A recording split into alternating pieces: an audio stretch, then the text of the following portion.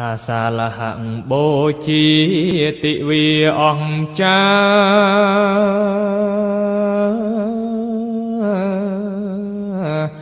บริษัทเจริญทลาสาโตปรารภ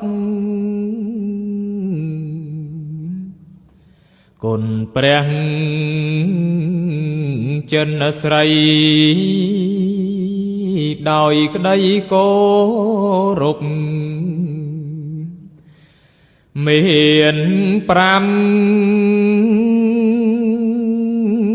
ប្រកប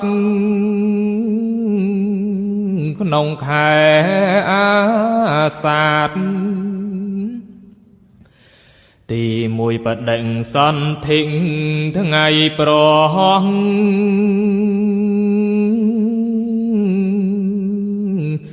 វេលាអត់ខ្ចោះ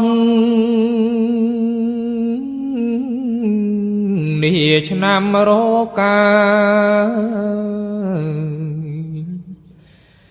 មហាមាយាជាពុទ្ធមេតាមានបុណ្យអង្គចាលើងអង្គសត្វត្រីទីពីរជាថ្ងៃទ្រង់ចេញសាងភ្នោះ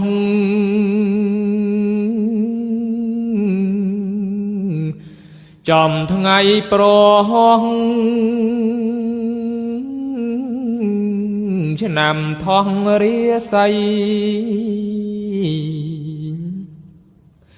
សត្វធាត់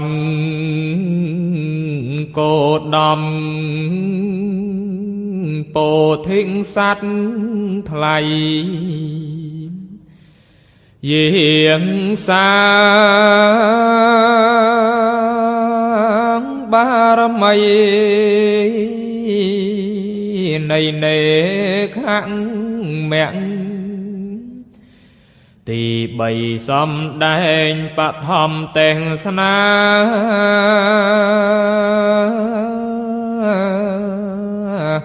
ក្នុងឆ្នាំរ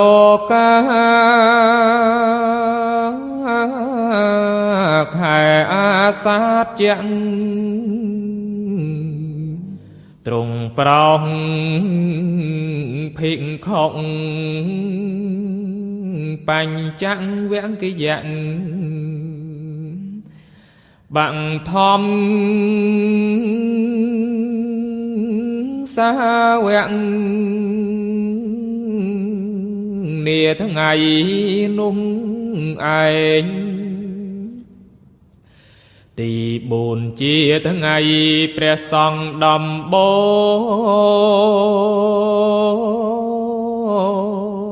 ងកើតដោយឥតក្រងរៀបចំបរិក្ខាបានបួសមុនគេក្នុងព្រះសាសនាពុទ្ធអង្គត្រាស់ថាអហិង្ភិក្ខុទី5គឺថ្ងៃផ្ចាញ់ពុងនិក្រន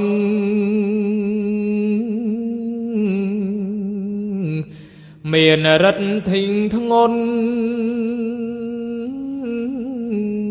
ខំផ្លូវសម្មាឲ្យបាក់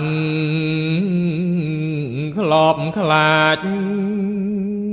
អំណាចបដិហាប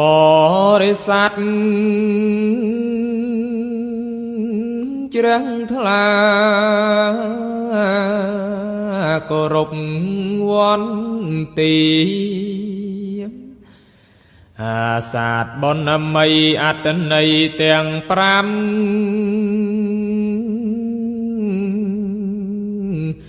ចូលយើងចងចាំទុកជាប្រតិកានៃអ្នកខាតរឹកក្នុងពុទ្ធសាសនាសូមបានផលអានិសង្សរៀង